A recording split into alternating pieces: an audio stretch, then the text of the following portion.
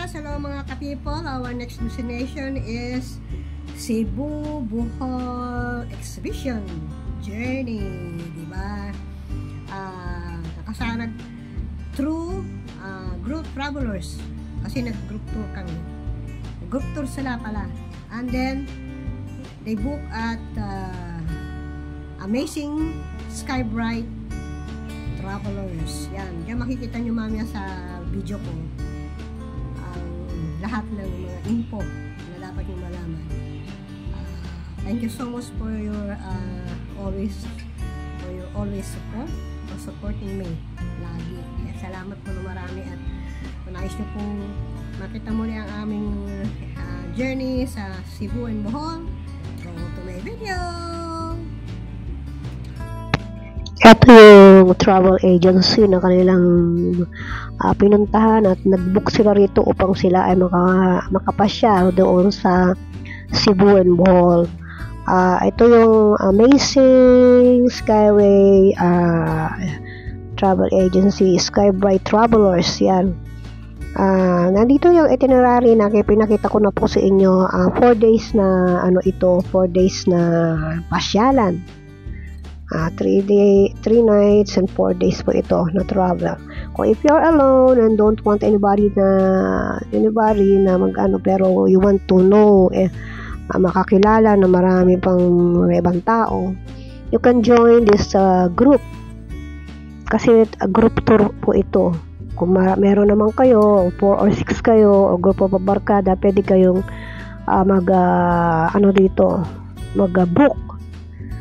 At if you to this medyo okay pa, yan, ito ang kanilang sasakyan. Sila ay pumunta na Ninoy Aquino. Kasi naman ang ticket po ay hindi kasama sa exclusion po ito. The travel sa Cebu Pacific ang una nilang sinakyan papunta doon. At pinakita nga nila yung ganda ng langit, gandang nasa bataas na sila. At ang sky, ito na po yung Cebu International Airport, yun sila unang lumapag. At merong diyang ito yung kanilang assigned hotel na kanilang tutuluyan, the Asia Suite, yan. Iba-ibang hotel pero ito yung hotel na na-assign sila. At here are some of the beautiful places in Cebu.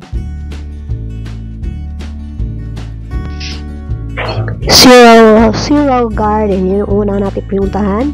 Cyril means burning, its name in Greek. It is best known for its celotias, which look like a bright flames usually in red and yellow. Yung mga bulaklak niya parang pag tinignan mo sa anahama ng araw parang red, yellow. Makikita nyo yan dyan. It has a breathtaking views of the surrounding mountains and cityscape. Makita mo, napakagaling, napakaganda. At may mga bagay pa na mga pwede kayong mag-selfie with a windmill. It has a sunflower, begonias, spider flowers, dahlia, hayana varieties, mahilig sa mga mayana and lot more. It is reminiscent upon Amsterdam with all sorts of flowers. Neatly arranged sila talaga. And it's in various color, ibang kulay. Instead of tulip, the garden main feature is rosas, flowers, cocoons or wallflowers. Yan. Makita nyo rin yung giant hand dyan, yung mga ibang mga struktura nila upang pwede kayo mag-selfie. Then, para hindi naman kayo maligaw, mayroong mga sign dyan, kung sign giant house. Ito yung windmill na reminiscent ng Amsterdam. This is the little Amsterdam of Cebu. Kita nyo yung mga bulaklak. Ito sinasabi sa inyo, celosas. Talagang red na red. Kita-kita talaga yung ganda niya na parang maapoy. Kaya nga sabi, bright flames. May flowers.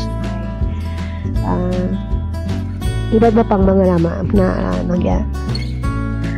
Federico Soriano Adarna, love his wife Leia Villa Albino Adarna so much. Kaya nung namatay siya after 53 years of marriage, he built the Temple of Leia for her to be remembered forever. Structure is reminiscent of the Pantheon or the Roman Forum. And in front of the building is a fountain with sculptures of horses and naked women. And at the foot of the stair going to the temple are 2 bronze lions guarding the sanctuary. It is also called Taj Mahal of Cebu. It is mausoleum for a great love that never ends, even after death. Yan, di ba? This is one of the top cultural and historical sites worth adding itinerary in Cebu. The construction started in 2012 and continues up to this day. It reportedly cost 80 million, symbolizes his underlying love for his wife Leia, who died of lung cancer at 69 years old. It is very grand and magnificent, overlooking the entire city of Cebu and the surrounding mountains. The statues and the fountains make you feel like you are in Greece. Ellen Adarna, isang actress siya at celebrity, is the granddaughter of Teodorico and Leia Adarna.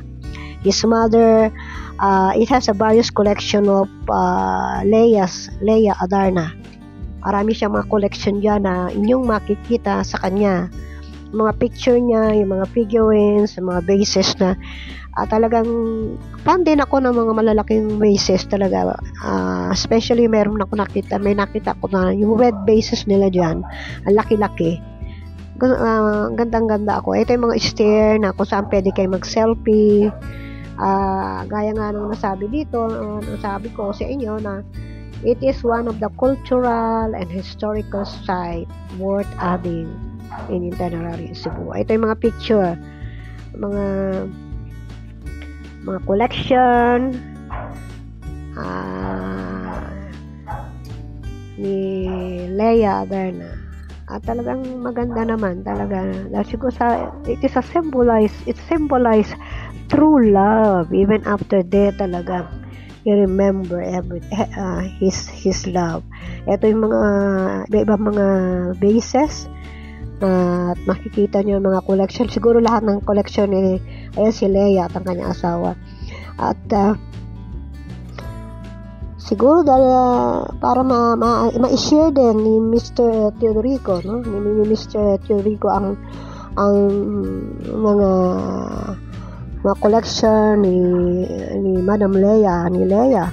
Ay nagtayo siya ng museum para ipakita sa mundo kung gaano niya kamahal si Leia. At ito na po yung kanyang nasabi ko sa inyo red base na gandang-ganda po ako. Isa sa mga collection niya ni Ma'am Leia na asawa ni Sir Teodorico Adarna. Blessed si Ella na meron siyang mga grandparents na talagang nagmamahalan sa bawat isa. Pinakita pati sa buong mundo sa pamamagitan ng pagtatayo ng museum na ito to let the world know that their love is beyond everything and it's forever. So naniniwala rin po ako talaga dyan sometimes there is love. Love is forever. Makita rin natin dito na hanggang doon sa labas makita natin ang kabuuan at ganda ng pagpatayo nito. Pero 80 million na ang ginastos nila para lang talaga mapaayos pa at may paganda at may share sa mundo ang ganda ng Temple of Leia. 10K Roses Cafe. Cafe po ito. Pero yung mga nakita nyo is not natural roses. There's artificial LED roses. It's a Royal Korean cafe. At nakita nyo yung kanilang mga panghatak, di ba? Undeniably the most popular and most sought after cafe in Cebu. Pag punta kayo dyan, hanapin nyo talaga yan. They are not real roses but artificial LED power roses. Its owner is Miguel Chu. House of Lechon, Nicole Lechon. Isa sa mga restaurant niya na mayroong masasarap na lechon. Pero hindi lang lechon ang kanilang sinaserve yan. Marami mga dessert nila masasarap din. Ito talagang balik-balikan nila House of Lechon. Sabi nga ng mga anak ko, masarap ang lechon sa Cebu. Siyempre kasi napakaganda, parang original yan. Ito may mga pansit din silang mga ino-offer at mga bulalo. So hindi lang po Here, the Santo Niño Church Park. Pwede kayo mamasyal diyan. At makikita nyo ang kagandahan at makita nyo rito yung ating Magellan Cross. It's made of Tendali wood. In 1935, structure na to is situated on Plaza Sugbo beside the Basilica de Santo Niño. Yun, sa Santo Niño yung church, kaya pinakita ko yun. Si Raha Humabon, his wife, and 100 of his native warriors agreed to accept Christianity and consequently baptized.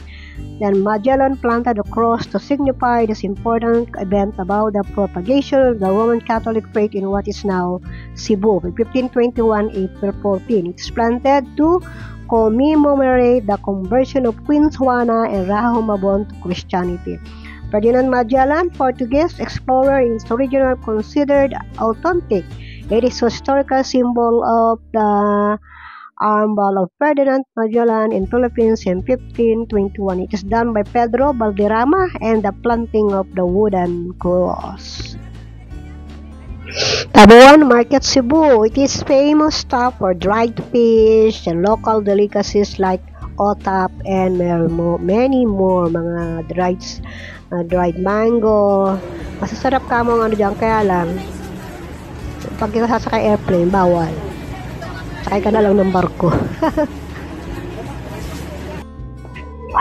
Boal Beach. Ibig sabihin yan, it means the local thought he was asking for spring and he replied the bokal, meaning bubbling water. Boal Cebu, known for recreational diving and main tourist activity in Boal. His reef is in the west coast of the Captain Peninsula, are home to a great variety of marine life. May mga sardines, mga iba-ibang klase ng isda. It is also popular for its underwater treasure of million sardines swimming and circling just offshore, famously known as Sardines Run. Chase mo sila. It is visited regularly by whale shark, treasure shark. Best time na mag-visit ka da sa Boal is from December to May. It is safe to dive there. Kaya kung gusto pumunta yan, December hanggang May. And the Spanish hand appearing, and yan, Boal. Yan yung nasa Boal. Yung pala, akala naman Spanish, Boal. Until now, yun na ang pangalan niya, Boal. Snorkeling adventure with the sea turtle chasing, and everything. Yan. Paano nais mong gawin dyan, ayan, ginagawa na nila. Kikita nyo na may iba't ibang klase ng marine life, mga isda. Sabi ng isang kasama ko dito, kaibigan ko, mga isdang bato yan na isang isdang bato. Maaring yun kasi nakakaalam siya na kasi taga Bicol siya. Bata pa siya, alam niya na yung mga klase ng isda, nagda-dive din siya. Pagtingin niya lang doon sa isda, ay isdang bato yan. Different kind of species. Kaya meron mga sardines sila na maliliit talaga. Ang cute-cute, lumalang nilang gusto lang talaga sila. Matutuwa ka at hindi ka naman lumangoy kasi may life vest. Siyempre, kahit hindi ka marunong lumangoy kung may life vest, safe ka. Hindi na sa life vest, meron pang yung salbabida. Yan. May enjoy mo rin talaga kasi hawak ka sa salbabida mo, may life vest para okay ka na. At hindi, may mga tour guide naman doon, na may mga tao naman doon na nandoon para i-guide kayo para ma-assure ang inyong safety. Yan. Makikita nyo rin na parang ayaw nyo nang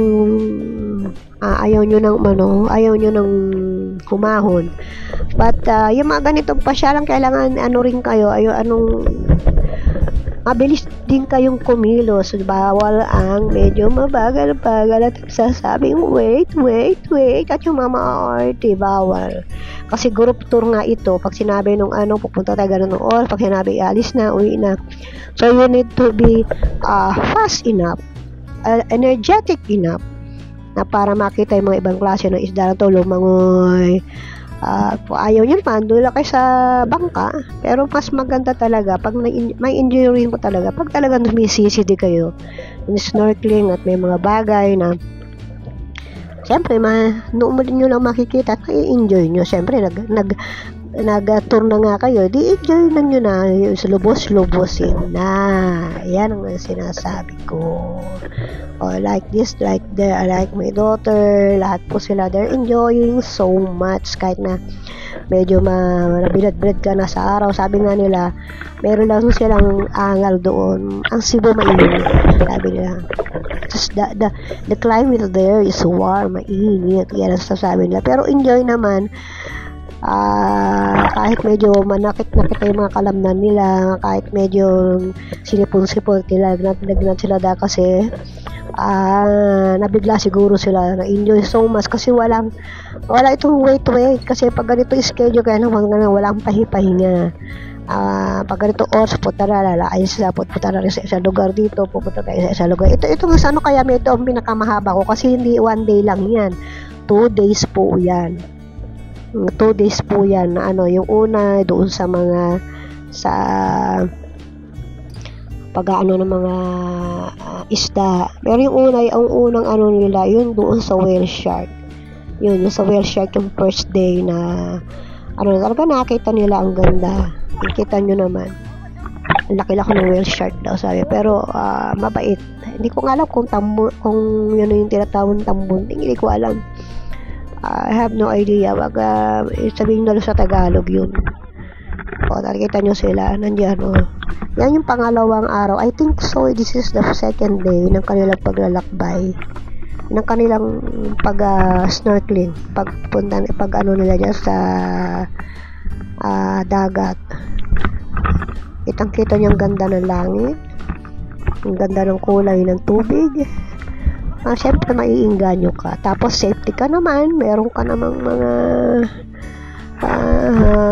life vest, may salbabida ka naman, tapos may mga naka-surrounding pa sa iyo at kalma naman ng tubig. Why not, diba? Alisin mo lang yung takot mo kung sino man ang takot sa tubig. Ayan, may mga coral reef na ganda-ganda talaga. Talagang really enjoy the artwork of the Lord na wala makakagawa niya kundi si Lord lang. Siya ang ginawa niya. Sabi, the sea, the water, at ang tubig, at yung mga may buhay sa tubig. Yan, marine life nga. Ibang klase, shell, mga reef, mga fish, ibang klaseng mga bagay na mai-enjoy nyo at malalaman nyo God is so wonderful and so powerful. In His wisdom, man cannot comprehend it, diba? Kahit anong gawin ng tao, mayroong mga man-made pa yan, pero iba pa rin ang natural at gawa ng Diyos, diba? Napakaganda. At saan ka makita nabubuhay sa ilalim ng tubig, mga coral na yan na nagiging tirahan ng mga isda. Kaya kailangan natin, huwag nating papatayin ng mga coral na yan dahil yan ay tirahan ng mga isda. Kung wala ang mga coral na yan, saan pupunta lahat tatira ang mga isda, ang mga shrimp, ang mga octopus. Kasi dyan rin sila sumisiksik nagiging parang yan ang halaman, nagiging taguan nila pag mayroong mga predator katulad ng malalaking isda, katulad ng mga octopus. May mga siyempre hanggang sa paliit, pag medyo maliit ka, mas maliit pa sa'yo, yung nakakainin mo kasi yung ikaw maliit, may kakain sa'yo malaki. Circle of life nga, diba? At nakakatuwa naman talaga. At really enjoying so much ang tubig na ito. At they're so blessed na talaga tuwan-tuwa sila. Kasi siyempre hindi ka lang kasi rin sila, nakakakilala ka rin ng mga ibang tao. Siyempre group tour, hindi lang naman kayo ang may mga ibang tao pa. Siyempre may mga kanya-kanya rin mga attitude, may mga pa-attitude, may mga pero at least kakakilala kayo, nagkakaroon kayo ng acquaintances,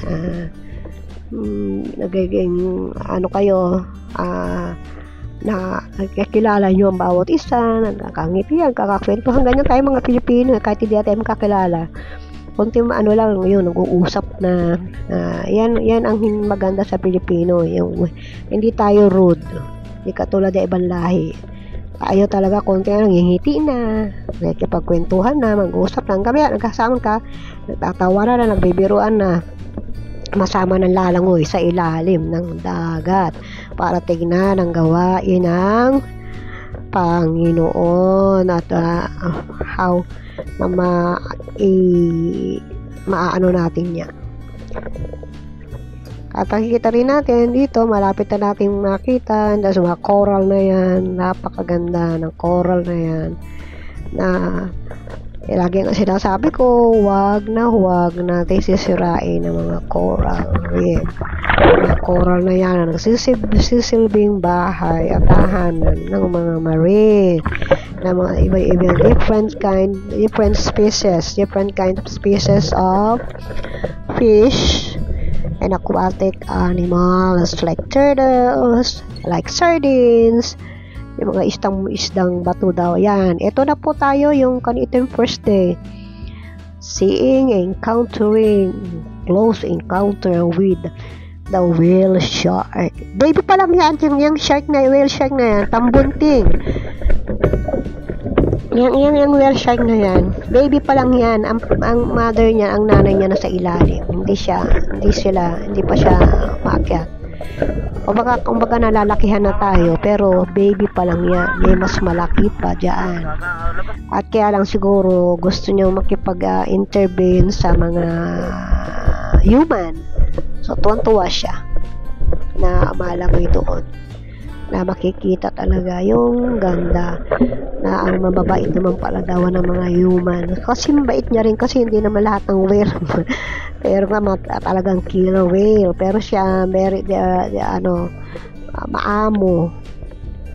Ayan, kaya yun, ito na naman yung susunod. Ito second day ito. Oo, second day naman po ito nung para sila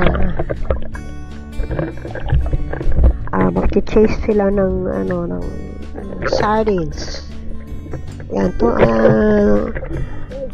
yung makikita natin dito kung paano, kung halimbawa nasa gayan, diba, ka ng mga dyan, ba't kaya mararamdaman mo na ay paligid na paligid, dami loksolong libo-libong mga sardines ang nasa tabi mo lang. Ayan, at kitang-kita nyo na hinahahabol nyo rin. Gusto rin lang na sa paligid lang nila yung mga human, yung mga tao na they are not bothered kung huhulihin ba sila, basta gusto nila maglaro.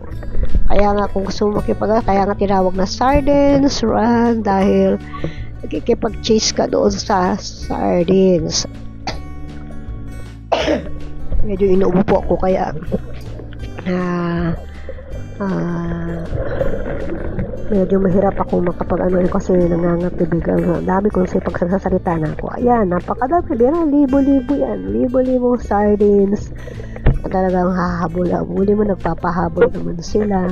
Grupo silang lumalangoy pataas, paibot. Tapos magdadive sila, di ba? Tuwa ka naman na kahit siguro makakita ko kahit isa, pero hindi na, syempre nakakaawa naman. Basta pabayaan mo lang silang roaming around, swimming around sa'yo para magalak dito. Ang dami nila, diba? Ito ba yung sardinas? Ito ba yung ginagawang sardinas? Hindi ko alam. Comment nyo na lang kung ito nga yung ginagawang sardinas. Kasi sardines run, wala po ko idea. Ang alam ko lang po, maliliit na isda po sila, nagsama-sama na grupo-grupo para lumangoy, magkipaglaro. They're roving around. Wala silang pakialam kung huli sila, basta tuwa-tuwa sila. Like us. Tuwa-tuwa rin tayong panoorin sila. Ito naman, lapit na po tayo sa pakikipaglaro naman sa mga sea turtles. Ayan, kita nyo, Maamo rin sila pwede mo hawak-hawakan. Diba? Maliliit din mo yan, maliliit din yan, hindi pa yung katulad ng mga talaga. Maliliit sila. Medyo maliit pa, siguro mga ilang pa lang sila, pero malaki na rin meron talaga mga giant sea turtles na hindi mo mapapansin talaga. Ayan na po. At kita natin, ang they are enjoying so much. Nagtatago na yata ang mga sea turtles. At dahil dito, just enjoying and watching the beautiful sea, the wonderful work of art by God. Ayan. Nakita nyo, yung turtle, ang ganda-ganda. Maliit pa yan, hindi pa yan yung talagang malaking sea turtle. Ang cute-cute niya, no? Kaya para may kinakain siya, para mayroong binigay sa kanya, para may kinakain siya. Pwede kaya yan, dalhin kaya dali sa taas at na lang. Ayan, enjoy watching the beautiful sea. Yan, makita na lang natin, napakaganda.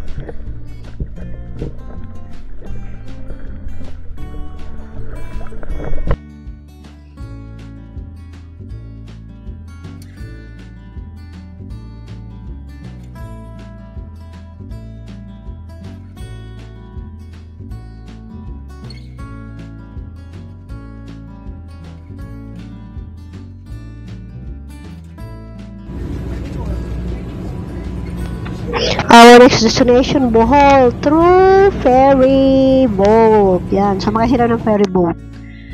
Para tatawid sila from Cebu to Bohol. Makita natin dito kung yung klase ng ferry boat o kanila sinakyan. Ayan na po yan. Yan yung light ferry. Diyan po sila sumakay patungong Bohol. At napakaganda naman po na masarap sa pakiramdam. Hindi naman po nakakatakot. Yung iba kasi may sakit sila sa yung mga may sakit sila sa hilo, sa dagat. Yan. Kita natin yung I love Bohol. Nasa Bohol na sila. Pagpunta nga na lang doon, na best tourist spots to visit in Bohol, Philippines. Yan, mga Chocolate Hills.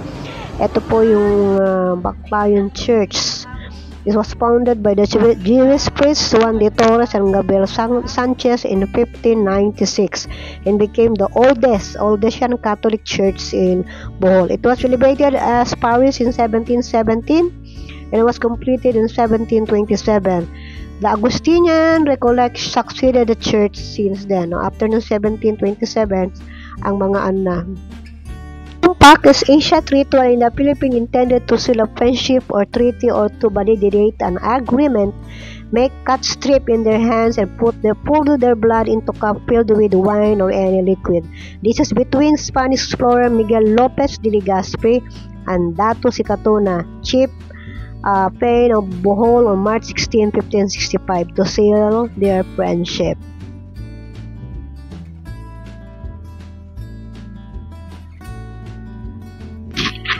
Chocolate Hills are a geological formation in the Bohol province of the Philippines. It has at least 1,260 hills, but there may be as many as 1,776 hills spread over an area of more than 50 square kilometers.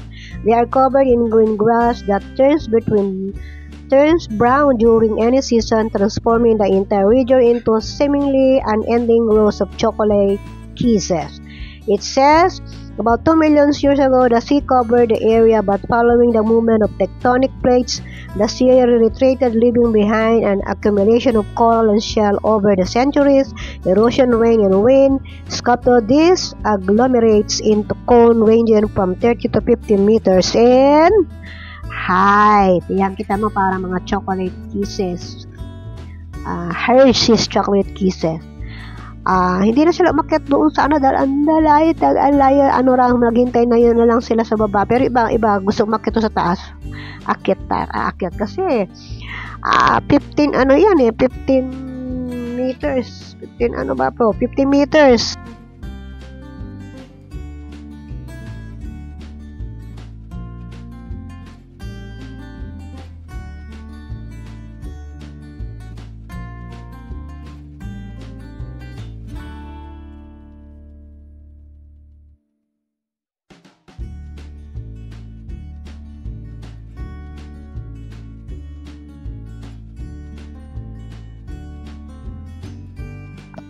Man-made forest, it was a reforestation project that created the Villar man-made forest in Bohol and was created by the local government unit and implemented by government employees, students, and volunteers. In town of Mingmanhila, it is 100 years last 216. The 2016, for it was built last 1916. It is called as the Osmeña Reforestation Project. It continues to restore and preserve the forest after experiencing harsh damage from quarrying and mining activities long ago. It was experimental forest station that covered 2,710 hectares of vast land. The Lubbock Tarsers Conservation Center is a popular destination among tourists mainly because of its close proximity to Bohol, famed spots like the Lubbock Man-Made Forest and Chocolate Hills. What is a tarsier? It's a primate like monkeys and apes that belong to a 45-million-year-old animal called Tarsidoi. They are recognized as the endangered species that are predominantly found in Philippines, Malaysia, and Indonesia. It is second smallest primate next to Pyong mouse lemur. The largest eye-to-body ratio. During the day, their eyes are constrict until their pupils will only look like a thin line. In the dark, their pupils can dilate and fill up the entire eye. Fixed eye. Their eyes are fixed into their skull so they cannot turn their eye socket. Instead, their neck allows them to rotate their head 180 degrees. Yan. Solitary, shy, and territorial, leading a most hidden life. A male tarsier needs at least 6 hectares of space and a female tarsier needs at least 2 hectares. If other tarsiers come into their territory, they will fight for it. That often lead to the death of others. Nocturnal, they become active only by night. Airborne, they love to cling vertically to trees and branches. They became endangered because of their habitat destruction. Human hunter and pet trader. They don't do well in captivity. They can easily and quickly turn suicidal. Napapamatay talaga sila. As they try to break free, they will willingly bust their head in which leads them to death. Talagang babaan na yung untog nila, yung ulo nila para lang makataka sila. Hindi sila ayaw nilang magpahuli. Yan ang tarsier. Lubbock River Cruise. The cruise and buffet costs $850 per person. This includes a short cultural show by the local community. It starts from Bay Bridge Midway, the 1-hour cruise. The raft stop in front of a large hut for a short performance by more singer and dancer dressed in traditional Barot Saya. Then you can witness Bohol's enchanting landscape from the comfort of the boat. Yan ito. The name Lubbock is derived from the word lubok, a word referring to the act of pounding something with the use of mortar and pestle. It is said that when the early missionary fathers came to this inland village, they approached a villager who was pounding rice. They asked for the name of the place, assuming that he was asked what he was doing. Then he replied, Labok. The place is called Lubbock. Yan. This is a fascinating boat ride along the Lubbock River. The Hollywood. It replicates the iconic wonders of the world. Mirror of the world. Yung nagano sila. It mirrors the world in Sikatuna, Bohol, and Botanical Garden. Owner is Yang J. Youngberg Costo and his wife Anne. It is 1 hour drive from Panglao and has beautiful replicas of the world's most famous tourist attraction and landmark. Yan, replicas ito ng New York, ng ano ba yung nandun sa New York, yung Liberty, Town of Liberty, mga different kind of replica ng mga tourist spots sa buong mundo. Makikita nyo dyan. That's all, my friend. Sana'y nagustuhan nyo ang aking video. At kung you want to go there, you can check the itinerary. At salamat po marami sa inyong panonood at pagsusuporta. Our next video is from